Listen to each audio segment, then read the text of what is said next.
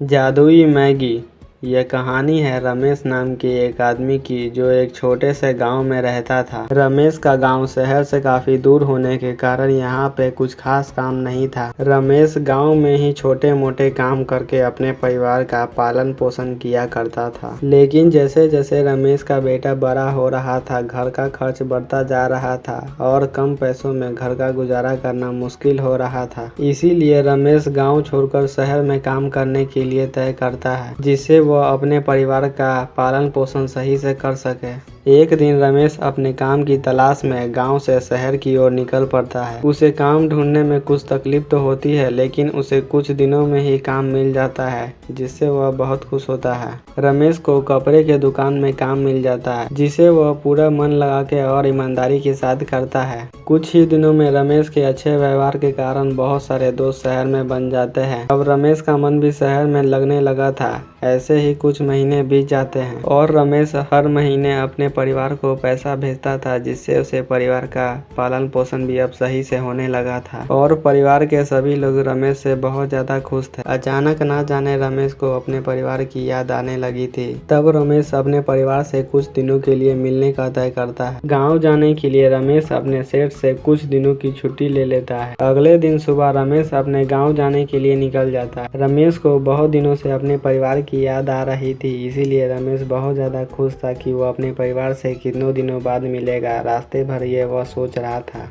रमेश की गाड़ी जैसे ही हाईवे से कुछ दूर पहुंची, तब रमेश गाड़ी से देखता है कि आगे बहुत ज्यादा जाम लगा हुआ है। गाड़ी से उतरकर रमेश भीड़ में से देखता है कि एक बहुत बड़ा ट्रक पलटा हुआ है और उसके सभी डब्बे इधर उधर सड़क पर बिखरे हुए हैं और ट्रक ड्राइवर अकेले ही सभी डब्बों को सड़क से साइड कर रहा है, जिससे कि कोई भी डब्बा खराब न हो। रमेश ट्रक ड्राइवर की मदद करने के लिए सभी डब्बों को सड़क से साइड करने लगता है और कुछ समय बाद सभी डब्बे सड़क से साइड हो जाते हैं। रमेश ट्रक ड्राइवर से पूछता है कि तब आप इन डब्बों को कैसे ले जाएंगे। इस पर ट्रक ड्राइवर कहता है कि एक दूसरा ट्रक जिन पर इन सभी डब्बों को लोड किया जाएगा। ट्रक ड्राइवर रमेश को धन्यवाद करता है और उसकी मदद करने के लिए रमेश को एक बॉक्स भी देता है। रमेश उस बॉक्स को लेकर अपने गांव के लिए रवाना हो जाता है। रमेश को घर पहुंचते पहुंचते सुबह हो जाती है। रमेश जैसे ही घर पहुंचता है तो उसकी पत्नी देखकर रमेश को हैरान हो जाती है और कहती है कि आपने तो बताया ही नहीं कि आप आने वाले थे। रमेश का बेटा भी अपने पापा को देखकर बहुत खुश होता है और कहता है कि पापा, आपने मेरे लिए शहर से क्या लाया है। तब बेटे की नज़र बॉक्स पे पड़ती है और वह जल्दी से बॉक्स को खोलने लगता है। बॉक्स खोलने पर उसमें से बहुत सारे छोटे छोटे मैगी के पैकेट निकलते हैं। रमेश का बेटा पूछता है कि पापा, ये क्या है। तब रमेश कहता है कि बेटा, इसे मैगी कहते हैं और इसे जल्दी से बना के खाया जाता है, इसीलिए शहर में इसे बहुत ज़्यादा खाते हैं और इसका स्वाद बहुत अच्छा होता है। रमेश का बेटा यह बात सुनते ही स्कूल में मैगी ले जाने के लिए जिद करने लगता है। रमेश की पत्नी मैगी के कुछ पैकेट बनाती है। रमेश की पत्नी और रमेश का बेटा जैसे ही मैगी खाते हैं तो मैगी की बहुत ज़्यादा तारीफ करने लगते हैं और कहते हैं कि इसका स्वाद बहुत बढ़िया है। बचा हुआ मैगी रमेश का बेटा अपने स्कूल ले जाता है और अपने सभी दोस्तों को दिखाता है कि मेरे पापा मेरे लिए शहर से ये लेके आए हैं। पहले तो सभी बच्चों को पता नहीं चलता कि आखिर यह है क्या, लेकिन जैसे ही सभी बच्चे मैगी को चखते हैं तो सभी बच्चों को मैगी का स्वाद बहुत अच्छा लगता है और सभी मैगी की तारीफ करने लगते हैं। रमेश का बेटा स्कूल से घर आकर अपने पिता को सारी बात बताता है, जिससे उसके पिता भी बहुत खुश होते हैं। शाम के समय रमेश के घर पे रमेश के बेटे के सभी दोस्त और उसके माता पिता घर पे आते हैं और कहते हैं कि जब से हमारे बेटे ने मैगी का स्वाद चखा है, बस हमेशा मैगी ही मांगता रहता है। अगर आपके पास कुछ मैगी के पैकेट बचे हैं तो हम सभी को दे दीजिए। रमेश बचे हुए सभी मैगी को सब में बांट देता है और रमेश के घर से सभी लोग चले जाते हैं। रमेश जो शहर से मैगी लेके आया था, इसकी चर्चा पूरे गांव भर में होने लगी थी। तभी रमेश के दिमाग में एक आइडिया आता है कि वह गांव में मैगी का बिजनेस करेगा। रमेश के पास जितने भी पैसे बचे हुए थे, उन सभी पैसों को इकट्ठा कर शहर से मैगी मंगवाता है और एक दुकान खोल देता है गाँव में। रमेश रमेश की बिक्री दिन प्रतिदिन बढ़ती ही जा रही थी। मैगी का स्वाद बच्चों को ही नहीं बल्कि बड़ों को भी अब पसंद आने लगा था। गांव के दूसरे लोग भी रमेश से मैगी खरीद कर अपने दुकान पे बेचने लगे थे।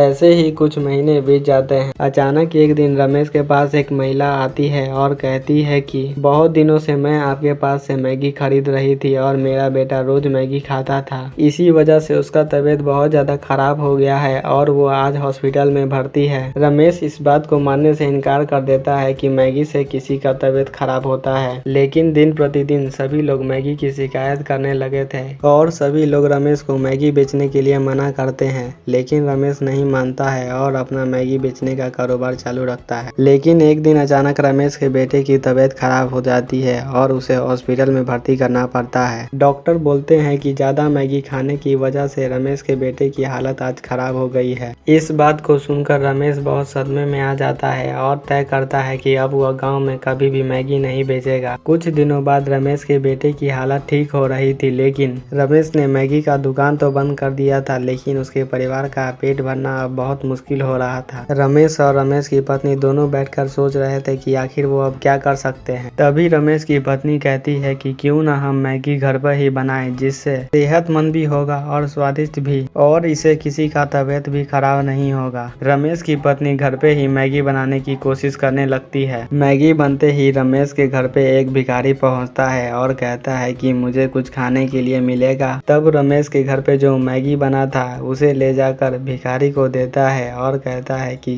खा के बताइए कैसा बना है। तब भिखारी कहता है कि आपने जो कुछ भी दिया है यह बहुत अच्छा है, और भिखारी कहता है कि लगता है कि तुम कुछ परेशान हो बेटा। रमेश बहुत परेशान था और अपनी सारी बात को भिखारी को बता देता है। भिखारी कहता है कि तुम जब भी मैगी बनाओगे वह स्वादिष्ट और सेहतमंद होगा, ऐसा मैं आशीर्वाद देता हूँ। रमेश अपने घर में जाके अपनी पत्नी का हाथ बढ़ाने लगता है मैगी बनाने के लिए, और फिर से रमेश एक बार मैगी का दुकान खोलता है। रमेश का दुकान पहले कुछ दिनों तक नहीं चलता है, लेकिन रमेश और रमेश की पत्नी हार नहीं मानते हैं और अपने दुकान को चलाने लगते हैं। धीरे धीरे करके सभी लोग फिर से मैगी खरीदने लगे थे। इस बार जो भी मैगी खरीद कर खाता था उसका शरीर अब पहले से ज्यादा स्वस्थ होने लगा था, और सभी लोग कहते थे कि पहले से मैगी का स्वाद भी बहुत ज्यादा बढ़ चुका है। इसी तरह से रमेश का मैगी पूरे गाँव भर में फिर से बिकने लगा था और रमेश पहले से और भी ज्यादा अमीर हो चुका था। अपने जीवन को रमेश हंसी खुशी से बिताने लगा। इस कहानी से हमें यह सीख मिलती है कि हमें हमेशा सबकी मदद करते रहना चाहिए और कभी भी हार नहीं मानना चाहिए। अंत में हमारी ही जीत होगी। और अगर आपको वीडियो में कुछ भी अच्छा लगा तो लाइक कीजिएगा, और चैनल पे न्यू आए हैं तो चैनल को सब्सक्राइब कीजिएगा, ताकि और भी अच्छे कहानी हम आपके लिए लाते रहें।